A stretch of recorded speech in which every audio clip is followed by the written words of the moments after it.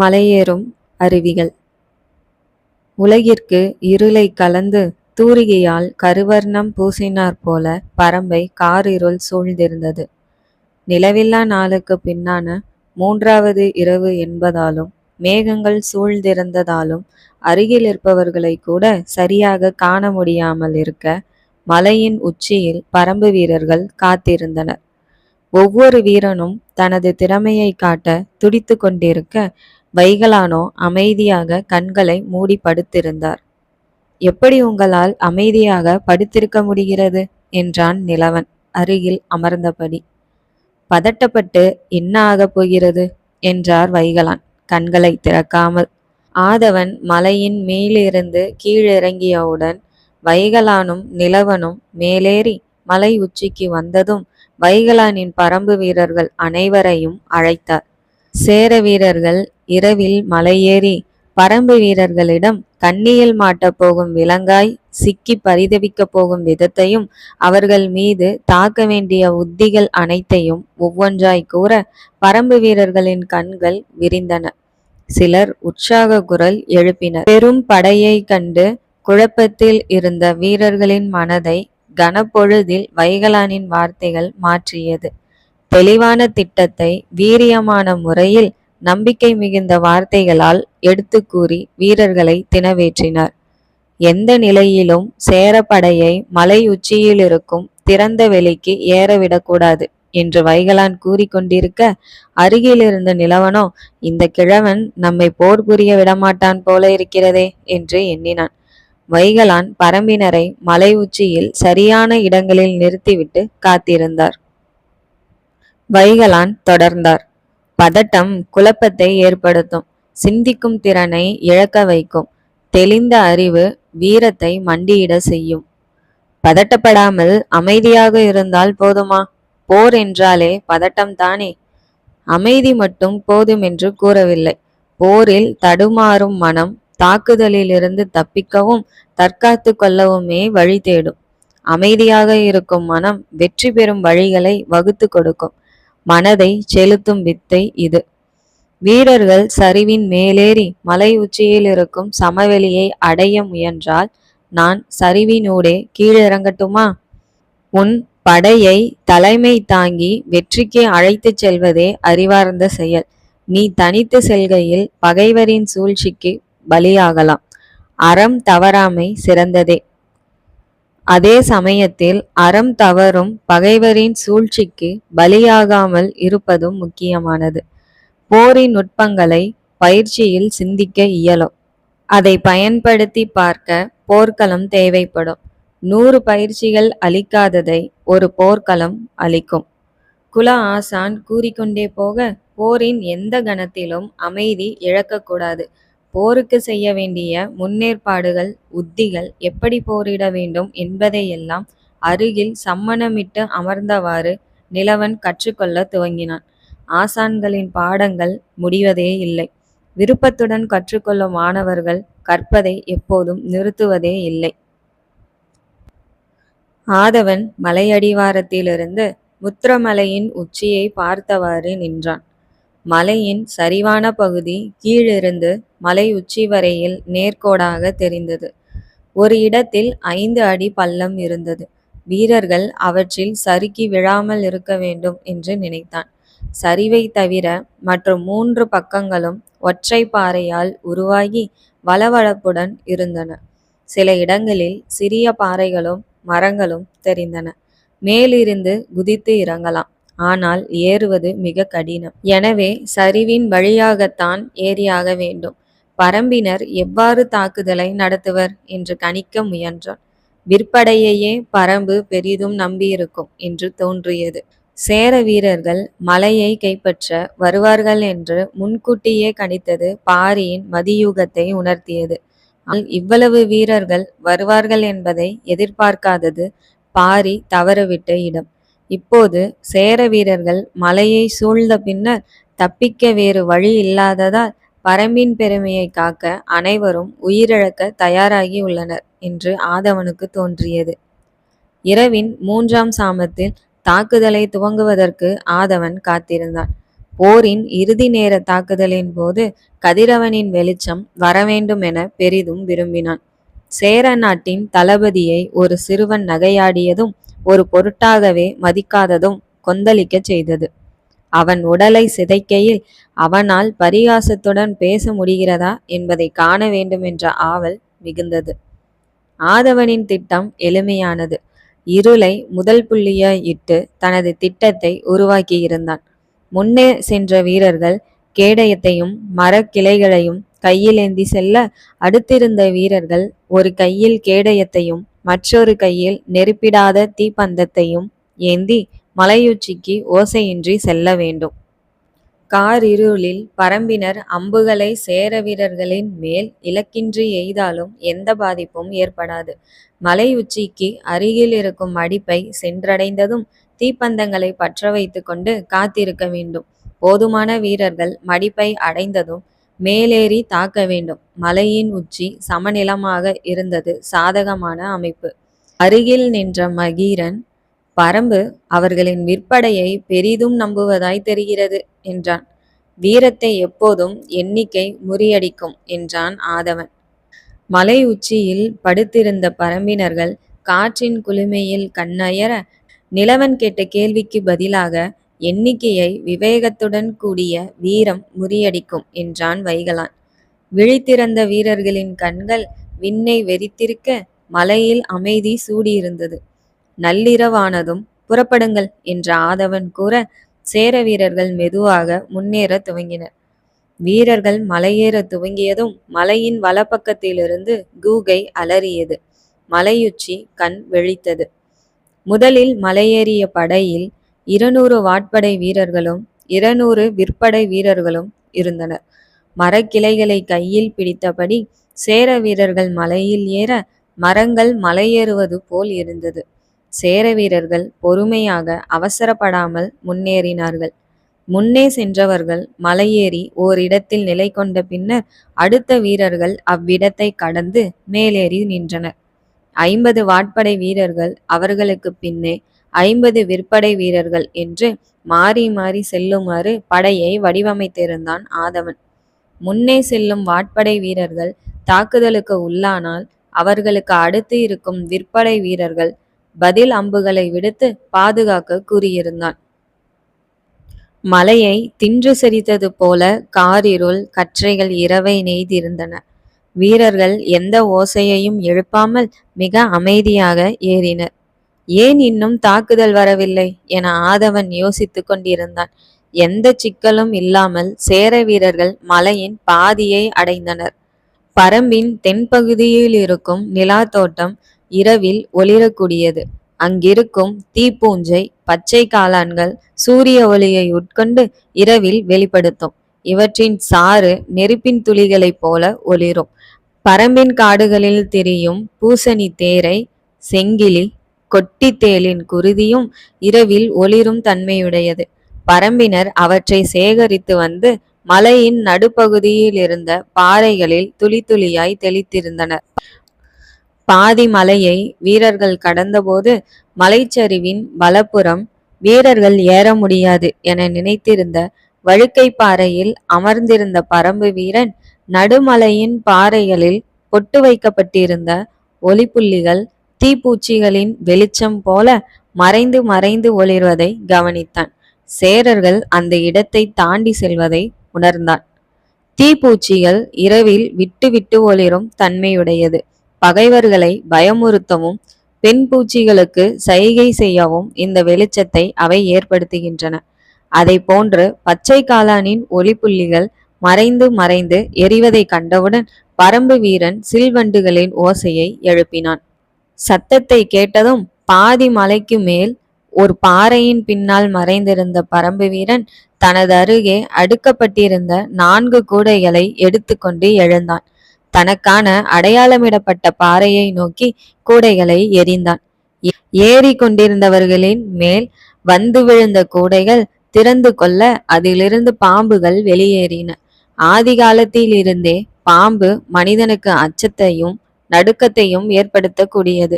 பரம்பு வீரன் இருளினூடே பாம்புகளையும் கயிறுகளையும் ஒன்றாக எரிய வீரர்களின் மேல் விழுந்து நெளிந்த பாம்புகள் கொத்த ஆரம்பித்தன. அதுவரையில் அமைதியாக மேலேறிய வீரர்கள் பதறி பாம்பு பாம்பு என்று கூச்சலிட, சில வீரர்கள் கால் தவறி மற்ற வீரர்களையும் சரித்து கொண்டு விழுந்தனர். பரம்பு வீரன் பாம்புகளை எறிந்த பாறை வீரர்கள் மிக சிரமத்துடன் ஏறுமிடத்தில் அடையாளமிடப்பட்டிருந்தது.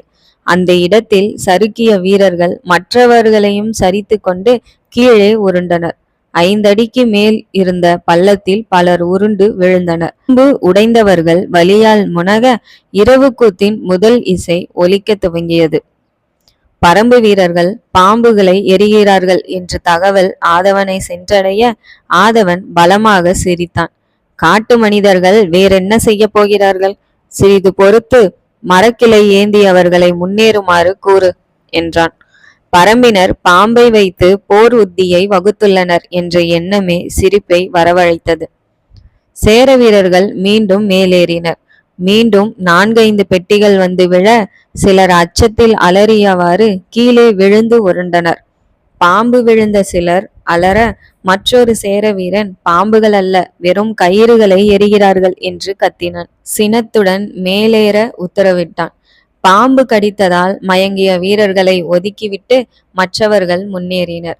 மலையின் 3/4 பாகத்தை வீரர்கள் சென்றடைந்த போது ஆள்காட்டி பறவையின் ஓசை மலையின் இடப்புறத்திலிருந்து கேட்டது.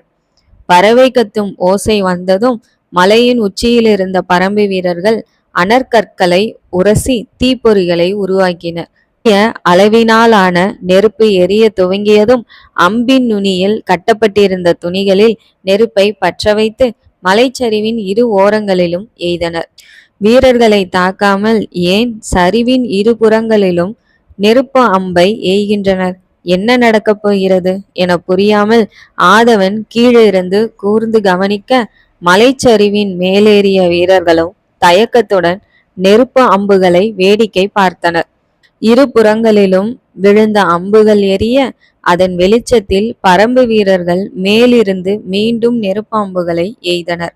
இம்முறை கீழிறங்கிய நெருப்பு அம்புகள் வட்ட வடிவில் இருந்த குழிகளில் வந்து விழுந்தன. மறுகணம் பெருந்தும்பை செடிகளால் நிரப்பப்பட்ட குழிகள் வெடித்தவாறு தீப்பற்றின. பெருந்தும்பை செடிகள் நீரிலும் எரியக்கூடியவை. ஒவ்வொரு குழியினுள்ளும் பெருந்தும்பை நிரப்பப்பட்டு அதன் அடியில் தீப்பந்தங்களுக்காக மேலக்குடியினர் நெய்து கொடுத்த துணிகளும் காய்ந்த விறகுகளும் நிரப்பப்பட்டிருக்க, குழிகள் அதீத வெளிச்சத்துடன் 3 அடி உயரம் வரை தீப்பற்றி நெருப்பு தூண்கள் போல மேலெழுந்தன. மேலக்குடியினர் ஆடைகளை உருவாக்கிய தொன்மையான குடிகள்.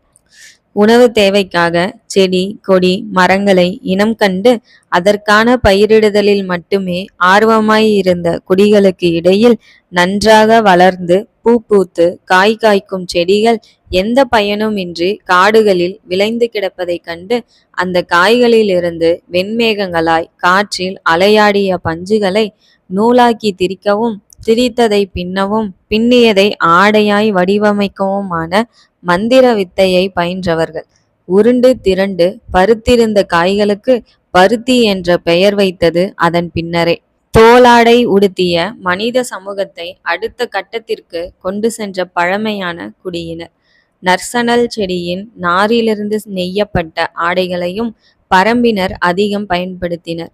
இரவில் பயன்படுத்தும் தீப்பந்தங்களுக்காக அவர்கள் சாறு காட்டு சிகைநார், பெருந்தும்பையின் நாரை நெருக்கமாக நெய்து உருவாக்கிய துணிகள் நீண்ட நேரம் நின்று எரிந்ததில்லாமல் அதிக வெப்பத்தையும் தரும் வல்லமை கொண்டிருந்தது. சரிவின் 2 புறமும் சரியான இடைவெளியில் படிக்கட்டுகள் போல அமைக்கப்பட்ட குழிகள் எரிய துவங்க, மலையின் கீழிருந்து 3 பாகம் வரையில் நட்சத்திரங்களாய் பாதை அமைத்தது போல் வெளிச்சமாக இருந்தது. சேர வீரர்கள் செய்வதறியாது திகைத்து நிற்க, அடுத்த கணத்தில் எண்ணற்ற அம்புகள் மலை உச்சியிலிருந்து அலை அலையாய் சீரத் துவங்கின. இரவின் அமைதியை குலைத்தவாறு சேரர்களின் அலறல் மலையெங்கும் எதிரொலித்தது. மலை சரிவு மேலேறி உச்சியில் சேருமிடத்தில் நின்ற பரம்பு வீரர்கள் முன்னிருந்த சேரர்களையும், மலை உச்சியின் வலப்புறத்தில் இருந்த பரம்பினர் சரிவின் நடுப்பகுதியையும், மலை உச்சியின் இடப்புறம் இருந்தவர்கள் சரிவின் கீழ்ப்பகுதியையும் குறிவைத்து அம்பெய்யுமாறு தெளிவான உத்தரவுகள் வைகலானால் தரப்பட்டிருந்ததால் பரம்பினர் குழப்பமின்றி அம்புகளை விடுத்தனர். வீரர்கள் கேடயங்களை தலைக்கு மேல் உயர்த்தி தடுத்து கொள்ள முயன்றபோது மலை உச்சியின் இருபுறங்களிலும் வந்த அம்புகள் உடலை தொலைத்து சென்றன. வெள்ளமென பாய்ந்து வந்த அம்புகள் சேர வீரர்களை வீழ்த்த வீரர்களின் துடிப்பும் அலறலும் கீழே நின்ற சேர வீரர்களின் மனதை கலங்கடித்தது. மலை மீதிருந்து கீழிறங்கும் அருவியாய் உடல்கள் உருண்டோடி வந்தன. சேரத்தின் விற்படை வீரர்கள் பதிலுக்கு மேல் நோக்கி அம்புகளை குறிப்பார்த்து அனுப்ப இயலாமல் மலையின் மேல் பகுதி இருட்டாக இருந்தது. இருட்டை குறிவைத்து அம்பெய்த வீரர்கள் அடுத்த நொடிகளில் வீழ்த்தப்பட்டனர். பதற்றமடைந்த ஆதவன் மலையின் அடிவாரத்தில் இருந்த விற்படை வீரர்களை மலையின் உச்சியை நோக்கி அம்பெய்யுமாறு கூற சேர வீரர்கள் சரமாரியான அம்புகளை விடுத்தனர். அம்புகள் மலை உச்சியை அடைந்ததா என்று கூறவியலா அளவு மலை உச்சி இருள் சூழ்ந்திருந்தது.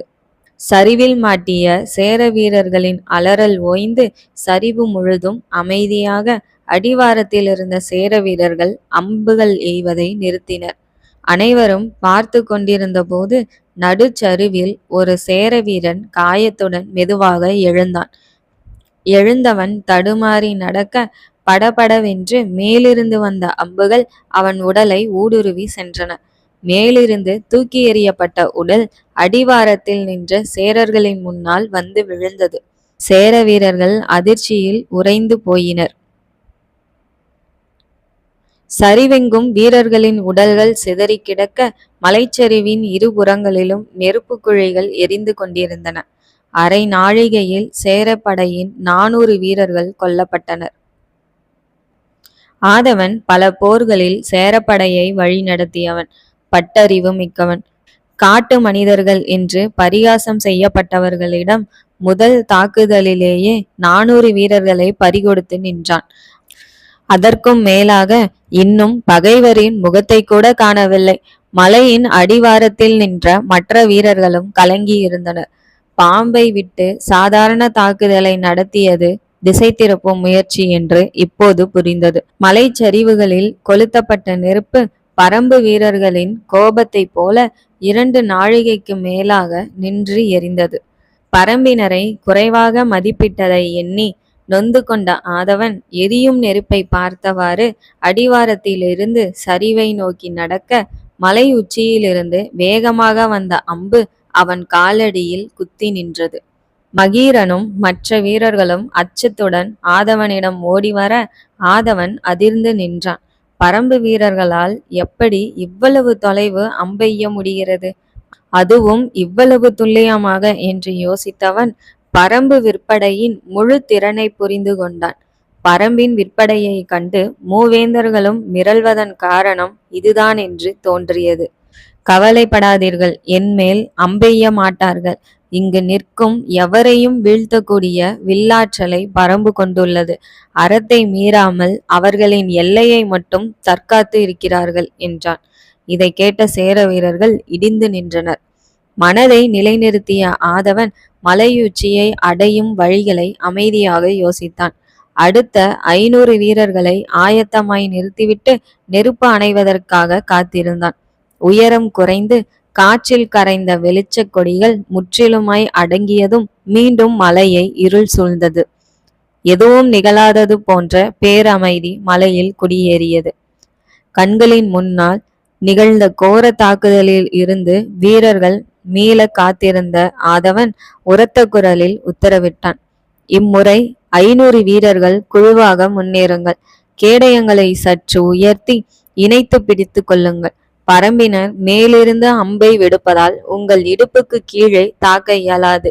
மீண்டும் பரம்பினர் குழிகளில் நெருப்பை உண்டாக்கினால் இறந்த வீரர்களின் உடல்களையும் கேடயமாக பயன்படுத்தி முன்னேறுங்கள். முக்கால் மலையில் இருக்கும் மடிப்புகளை நாம் சென்றடைந்து விட்டால் மடிப்புகளில் மறைந்து கொள்ள இயலும். பரம்பினர் நம்மை குறிப்பார்க்க இயலாது.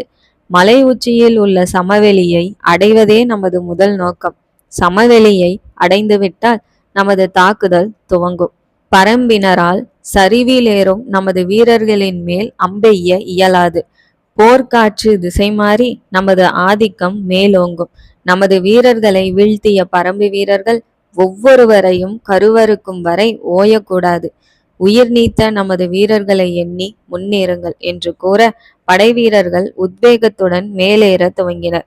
மலையின் இடப்புறம் இருந்து கூகை அலறியது. சேரர்களின் முன்னேற்றத்தை உணர்த்த பரம்பினர் வெவ்வேறு பறவைகளின் ஒலிகளை பயன்படுத்துகின்றனர் என்று ஆதவன் புரிந்து கொண்டான். பாதி மலையை வீரர்கள் அடைகையில் வண்டுகளின் இரைச்சல் கேட்டது. மலையின் 3ஆம் பாகத்தை அடையும் போது மீண்டும் நெருப்பு அம்புகள் வரும் என்று கணித்த ஆதவன் படையின் அடுத்த 500 வீரர்களை அழைத்தான். நமது படை முக்கால் மலையை அடையும் போது பரம்பினர் நெருப்பு அம்புகளை எய்யலாம். முன்பு எரிந்தது போல குழிகள் இன்னும் இருக்கலாம். எனவே நெருப்பு அம்புகள் கீழே இறங்கினால் வார்ப்படை வீரர்கள் அனைவரும் கேடயங்களுடன் முன்னேறுங்கள். விற்படை வீரர்கள் கீழிருந்தே அம்புகளை செலுத்தி கொண்டு மேலேறுங்கள். வேகமே நமக்கு துணை. அனைத்து வீரர்களையும் அவர்களால் வீழ்த்த இயலாது.